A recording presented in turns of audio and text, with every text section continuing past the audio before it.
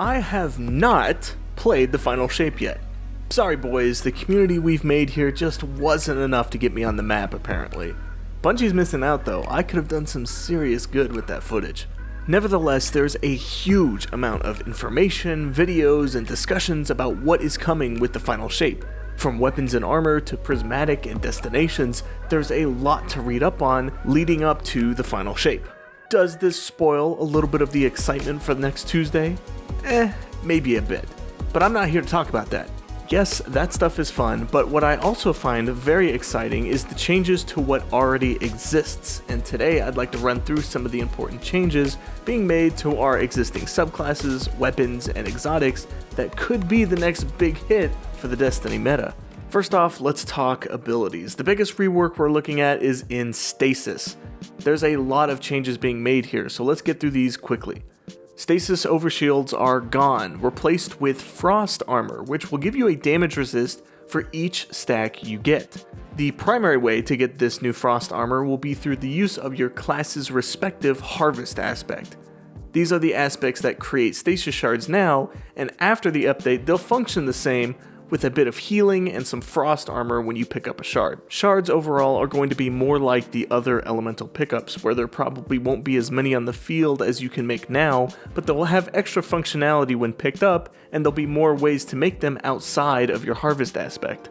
Like a new fragment, Whisper of Chill, that will occasionally make a stasis shard on a stasis weapon takedown, or the reworked Whisper of Change that will give you a chance to make a shard on any takedown while you have frost armor. Onto class-specific stasis changes, the Warlock sees an Ice Flare Bolt target increase, the Hunter's Slowing Dodge boosts class ability regen and damage resist, Silence and Squall move a bit faster and stick to enemies better, and the Enhanced Stasis Grenades see a bit of a rework, which I think will result in a better PvE experience with a bit of a reduction in PvP effectiveness. Finally, the Titan sees a tracking and damage increase to Shiver Strike, Auto Sprint while in Glacial Quake, and Icarus Dash-like cooldown to Cryoclasm to replace the sprint requirement, and even Diamond Lance is getting some respect with an extra blast radius, quicker pickup time, and the ability to shatter crystals.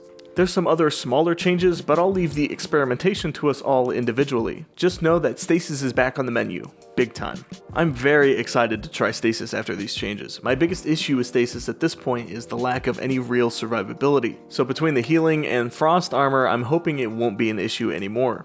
Some of the new and reworked fragments are also quite exciting, and it looks like Stasis will not only be better, but will have more options for how you want to set it up. Okay, enough about Stasis. We've got some other ability changes, with some of the big ones being the Well and Bubble nerfs. You've likely seen these already, so I won't go through each line item, but just know that the Well won't give as much damage resist and will heal slower. Although it says it will grant Radiant when you leave the Well, so maybe that'll be a different damage increase from the Well itself, I'm not sure. That's a hefty nerf, but you will be able to make one additional orb with the Well, so that seems to make up for it. Not. Bubble is also seeing some similarly hurtful changes, but honestly, I haven't used Bubble since the last dozen times they've nerfed it, so I don't think this will make any difference. Arc is seeing a few changes, with Hunter and Warlock getting some random minor one-off changes that I don't think will make a big difference. Titan is getting some love though. Thunderclap will deal more damage on the low and the high end, and Knockout will give a set amount of health back instead of starting regen, along with getting an increase to melee ability damage. The Rolling Storm Grenade is getting a speed increase in PvE, so hopefully it'll actually be usable again. There's also some Arc Grenades that are getting a damage increase, but not the Rolling Storm Grenades, so that kinda sucks. Finally, for Arc, there's a few fragment changes. None of these look incredible, but Spark of Recharge might be pretty good after this change. Okay, on to Solar.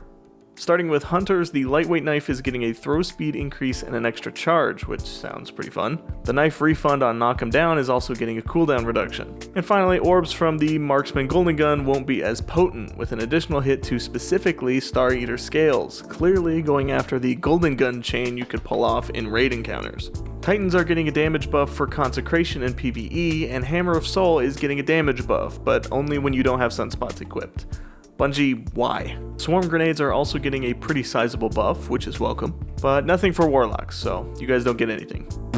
Now for Void, the Hunter Smoke Bomb and Smoke Slam are getting a welcome damage increase alongside a duration increase. Titans are getting an increase to shield throw tracking and damage, and Warlocks are getting the works with a charged magnetic grenade boost, a Void melee boost, and both Nova Bombs are getting boosted. I guess they forgot about Nova Warp. Okay, to wrap up our ability changes, we have Strand. Thread of Warding, which gives Woven Mail on orb pickup, now only grants 5 seconds of Woven Mail instead of 10. For Hunters specifically, Ensnaring Slam should hit more consistently, and the Spike melee will deal less damage to players and won't break invisibility on catch anymore. Assassin's Cowl mains, where you at? Warlocks, you'll see an extra ability added to Weaver's Call, the Threadling Rift, which allows you to get extra perched Threadlings on Strand takedowns. That includes weapons or abilities. So yes, Threadlings can make more Threadlings now. On Titan, Into the Fray will give less ability regen, Banner of War will have a reduced maximum duration, and will be harder to keep going with Syntheseps or Wormgod. Wow, that was a lot, and that's only the abilities. Truthfully, I think most of these are pretty great changes, and the nerfs here are somewhat minimal outside of the well nerf. I think what's good will remain good, and what's been lacking will be helped out a lot by these changes. I'm specifically looking forward to the stasis changes and the Arc Titan changes. On to exotic armor now. I'm not going to cover everything, and certain things just aren't really worth mentioning. As an example, Syntheseps will only linger for 5 seconds instead of 8. A change, but not a very impactful one. Let's get into it. Starting with Hunters, Triton Vice will no longer require a glaive matching your subclass. Foe Tracer now grants its weapon damage to the flavor matching the ability used, so on Prismatic, with multiple elemental abilities, you can have multiple weapon damage types all being boosted. Star Eaters got hit with a nerf, mostly affecting the Golden Gun specifically, but now it requires 2 more orbs for maximum damage across the board. For Titans, Ursa Furiosa will now grant super energy when blocking damage with the new Void Titan aspect, and boys, this might be the one. Keep a watchful eye on Ursa this next week. Eternal Warrior no longer requires an Arc subclass for its weapon damage, but still requires Fist of Havoc for the rest of its benefits. Khepri's Horn gets a 100% damage increase, now scorches twice, and benefits from Eruption and Ashes.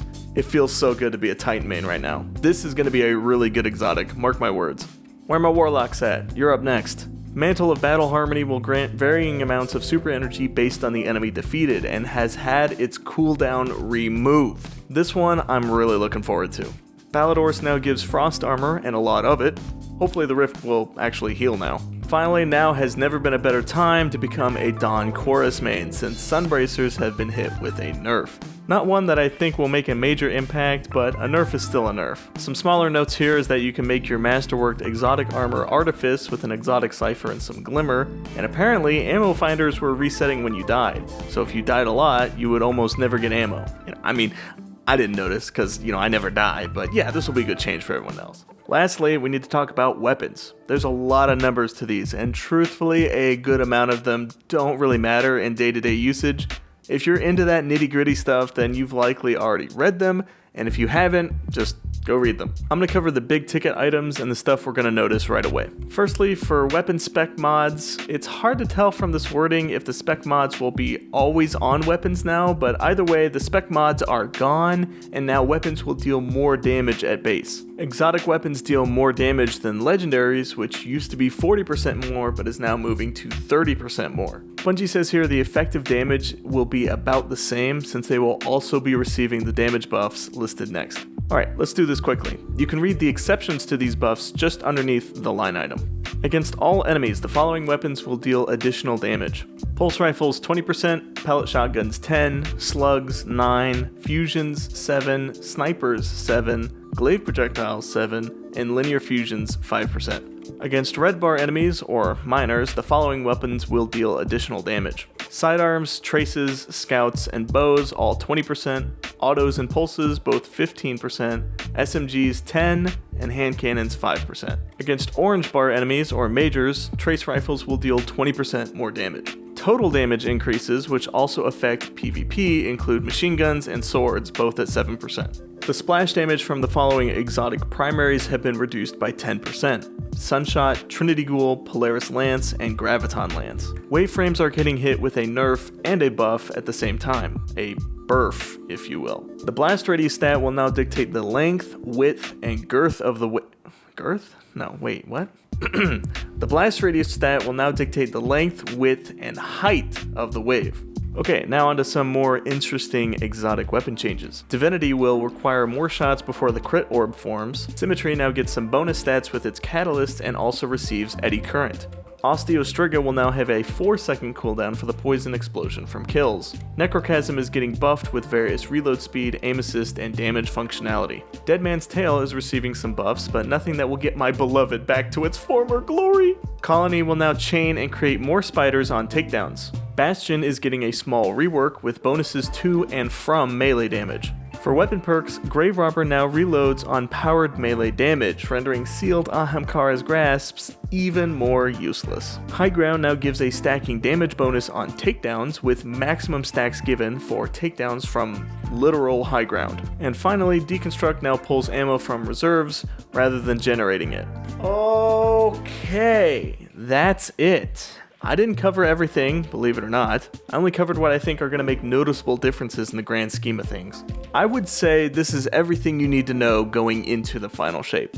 It's a lot, but hopefully something I listed here has sparked some build crafting ideas for Tuesday. My most exciting changes are the Stasis rework, Kepri's Horn, Ursa Furiosa, Mantle of Battle Harmony, and the Pulse Rifle buffs. Let me know what you're most excited for next week, and until next time.